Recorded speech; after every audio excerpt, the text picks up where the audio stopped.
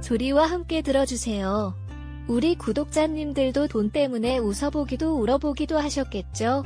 오늘의 사연은 돈 때문에 일어난 웃지 못할 에피소드입니다. 함께 들어볼까요? 안녕하세요. 저는 40대 중반 남자이고 현재 결혼하지 않은 노총각입니다. 제 형이 한 분 계시고요. 나이는 저보다 7살이 많습니다. 부모님이 살아생전 열심히 농사를 지으셔서 저희 두 형제를 먹여 키우셨는데 아버지는 5년 전에, 어머니는 오래전에 돌아가셨어요. 두 분 다 연세에 비해서 다소 일찍 돌아가셔서 아쉬움과 그리움이 많이 남더라고요. 특히나 오래 건강하셨던 어머니가 갑작스레 돌아가셨을 때 더 공허했던 것 같아요. 저는 그렇게 며칠을 일도 제대로 안 하고 멍하니 지내기만 했네요. 그러다 유품을 정리하고 사진도 예쁘게 정리해놓고 있는데 갑자기 문득 부모님의 재산이 떠올랐어요. 그래서 알아보게 됐습니다. 알아보니 대충 짐작은 했었는데 빵을 가지고 계시다는 건 알았지만 생각 이상으로 재산이 꽤나 있으시더라고요. 기존에 가지고 계셨던 땅도 금액이 올랐고 통장에 현금도 두둑히 모아두셨더라고요. 당연히 자식은 저와 형 2명이 있기에 공동으로 재산을 물려받는 거라 생각하고 있었습니다. 얼마 뒤 형에게 전화가 왔고 부모님 유산에 대해 얘기하더라고요. 부모님 통장에 있는 금액 중 제 몫순으로 따로 넣어준다 해서 저는 급하지 않았기에 또 당연히 형이 계산을 잘해서 저에게 보내줄 줄 알았던데 저는 알아서 하시라고 했습니다. 그런데 다음날 통장 내역을 확인해보니 반을 나눈 금액보다 훨씬 적더라고요. 저는 벌룬 형에게 전화를 걸었습니다. 형이 어제 입금해준 거 잘못 입금한 거 아니야? 아니, 제대로 보냈는데 다시 확인해봐. 아니야, 50대 50이 아니잖아. 무슨 희야. 살아생전 아버지 말씀 못 들었어. 근놈이라서 나중에 유산도 더 챙겨준다고 하신 거 다 잊었네요. 무슨 소리예요? 형님, 순간 머리가 어지러웠습니다. 아버지께서 5년 전에 돌아가셔서 기억이 잘 나지 않았거든요. 살아계실 때 형님의 조카들, 즉 손주들을 예뻐해 주시긴 했는데 제 기억에는 분명히 나중에 돌아가시면 땅도 잘 나누고 사이좋게 잘 지내라고 하신 것만 기억이 나네요. 그랬는데 형님이 부모님의 현금 자산 중 3분의 2상을 가져가신 거라니 저보고 뭔 소리냐고 따지니 황당할 지경이었어요. 저는 한참을 골똘히 생각한 후 이건 아닌 것 같아서 다음날 형님께 다시 전화를 했습니다. 그런데 몇 번을 걸었는데도 계속 받지를 않더군요. 안 되겠다 싶어서 저는 형수에게 전화를 걸었어요. 평소에 형님 전화가 안 되죠? 옆에 계시면 좀 바꿔주세요. 도련님 아빠 지금 일보러 나갔다고 하네요. 들어보니 유산 분할이 불만이신 것 같은데 저도 예전부터 알고 있었거든요. 어머님 아버님이 한준이와 한석이를 키우려면 재산이 더 많이 필요할 것 같다고 그러셨죠. 형수님, 그건 조부모니까 손주들 목욕을 키우려면 돈이 많이 들 것이라고 하셨을 뿐입니다. 그게 무슨 유산을 더 준다는 말인가요? 이거나 그거나 같은 거죠. 사실 도련님은 결혼도 안 하셨고 혼자 사시는데 그만한 재산이 꼭 필요하신가요? 어차피 시골에서 살면서 지출도 많이 없잖아요. 저희는 도시에 살고 대학생과 고등학생 2명을 키우니 돈이 얼마나 드는지 아세요? 뭐라고요? 정말 이런 식으로 나올 거예요? 전화기 너머로 들리는 평소의 뻔뻔한 목소리에 욕이 목구멍까지 치솟는 걸 겨우 참았네요. 계속 듣고 있으면 미칠 것 같아서 바로 끊어버렸습니다. 아니, 부모님이 유산을 형에게 더 줄 거라고 했다고 구두로 말씀하셨다고 쳐요. 그러면 저한테 미안한 기색이라도 있어야 되는 거 아닌가요? 어디서 이상한 논리를 펼쳐가며 우기던지 저는 화를 진정하고 일단 형네 집에 가서 대화를 하고자 마음먹었습니다. 형과 원수들 판에서 차라리 제가 조금 덜 가져가더라도 형 동생 사이는 유지해야겠다고 생각했죠. 단지 사이좋게 저한테 따스한 말이라도 했으면 하는 제 작은 바람이 있었던 것 같았어요. 그런데 그 이후로 평소와 같이 형은 한 달이 지나도 제 전화를 받지 않더라고요. 형과 형수의 무시하는 태도를 보자 나름 잘 푸는 것 같았던 저는 다시금 분노가 조금씩 쌓이더라고요. 그렇게 시간이 지나고 2달이 지난 후에 형이 운영하고 있는 가게를 찾아갔어요. 자동차 안에서 형이 끝날 때를 기다리고 있는데 드디어 형이 나오더라고요. 그래서 차에서 나가려고 하는데 그때 형이 사방을 두리번거리더니 가게에 있는 어떤 아줌마와 팔짱을 끼더라고요. 그러면서 같이 차에 타더군요. 저는 뭔가 싶어서 그 둘을 차로 몰래 쫓아갔습니다. 그러더니 글쎄 둘이서 숙박업소에 들어갔더군요. 아마도 형의 가게의 직원 같은데 그렇다면 매일 보는 둘이서 그런 짓 하는 게 처음이 아니란 말이었죠. 순간 저는 형과 형수를 따끔하게 혼내줄 수 있겠다 생각이 들었습니다.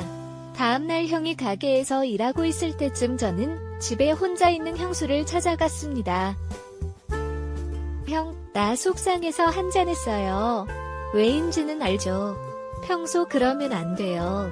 내가 돈 때문에 이제 뭐라 안 할 테니까 술이나 한잔해요. 도련님 알겠는데요. 조금 있으면 애들 아빠 오는데 둘이 치고받고 싸울까봐 걱정되네. 얼른 먹고 조용히 가요. 형, 돈 많아지니 좋아요. 근데 그거 알아요? 우리 형님 바람난 거. 돈 많아지니 바람피대요. 식당 아줌마랑 내. 그게 사실이에요. 그 말을 듣자 형수는 생각이 많아진 듯 보였어요. 어쩌면 좋을까요?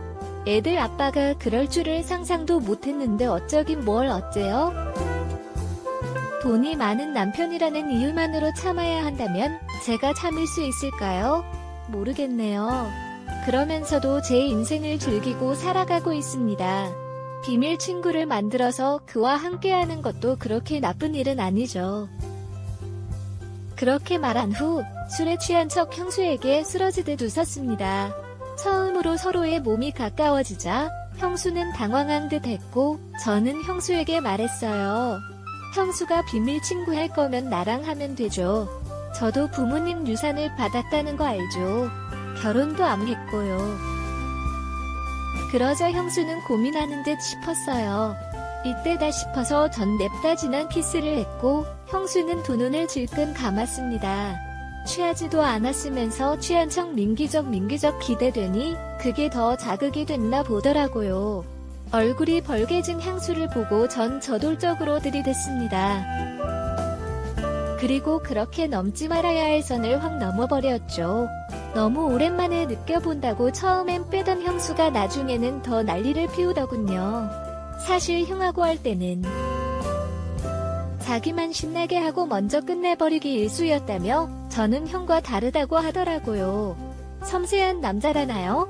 그 후로 저는 몰래 연애하듯이 같이 전화도 하고 형이 일터에 가 있을 때에는 몰래 집에 가서 머리에서 발끝까지 만족시켜 주었습니다. 신기하게도 처음에 고민하던 형수는 어디 가고 이제는 빼지 말라 애원하고 있습니다. 제가 여태 순둥순둥하고 깍듯이 대해서 몰랐겠지만 실상은 남자다운 모습을 보니 그런지 저에게 완전 매료된 것 같더라고요. 그렇게 만나면서 제 재산을 줄 것처럼 계속 유도를 했습니다. 실컷 만나다가 이제는 정리를 해야 될 때가 온 것 같더라고요. 그래서 평소와 일을 치른 후 형이 자는 침대 쪽에 몰래 속옷을 이불 밑에 놓고 나갔습니다. 형수에게는 일이 있는 척 급하게 나가버렸고 전화를 해서 선물을 줄 테니 잠깐 나와보라고 말했죠. 그렇게 시간을 끌고 나니 잠시 뒤 형이 퇴근할 시간이 됐더라고요. 저와 데이트를 하느라 정신없는 형수에게 전화가 왔습니다. 강심, 지금 어디야? 왜요, 여보? 지금 친구 만나고 들어가려고요. 그래, 집에 와서 얘기하자고. 얼른 와. 전화기 너머로 형의 목소리가 다 들리는데 화가 잔뜩 나 있더라고요. 머리둥절해 하는 형수가 집에서 형과 대판할 거 생각하니 속으로 고소하더라고요. 다음날 울며 불며 이혼을 한 해 만에 형수에게 전화가 왔습니다. 남편은 외간 남자를 집에 들여들여서 무슨 짓을 했냐며 모발 대발한다고 어떡하냐고 하더라고요. 전 제가 껴들 게 아니니 알아서 하라 말하고 평소에게 말없이 시골을 벗어나 도심으로 이사를 가버렸습니다. 그렇게 몇 달이 지났을까요? 형이 형수와 이혼했다며 문자가 왔는데 이혼하면서 재산 분할하고 본인이 바람피면서 꽃뱀 식당 아줌마에게 돈도 뜯겨서 남은 게 없다며 다 벌 받은 것 같다고 미안하다고 하더라고요. 그래서 알아서 잘 헤쳐나가라고 했습니다. 그에 반해 저는 적게 받은 부모님 유산으로 도심에 집을 샀는데 집값도 계속 오르고 얼마 전 샀던 주식도 흥하고 있어서 결론적으로 유산을 많이 물려받은 형보다 제 재산이 더 불어났습니다. 부모님이 제게 준 교훈은 믿을 건 나밖에 없다와 아무 여자나 믿으면 안 된다였는데 평소 같은 마누라를 만날까 겁나는 저는 그냥 늙어 죽을 때까지 혼자 살고 외로울 때는 실컷 연애만 하려고 합니다. 돈도 적당히 써가며 즐기면서 살고 싶습니다. 이제 제 삶의 목적이 되어버렸습니다. 인생에는 별거 없겠죠? 여러분도 즐겁게 살길 바랍니다. 오늘 준비한 사연은 여기까지입니다. 인간의 욕심은 끝이 없고 견물생심이라고도 하죠. 오늘의 사용자님은 물려받은 재산으로 인해 형제간의 오해마저 무너져 버리셨는데요.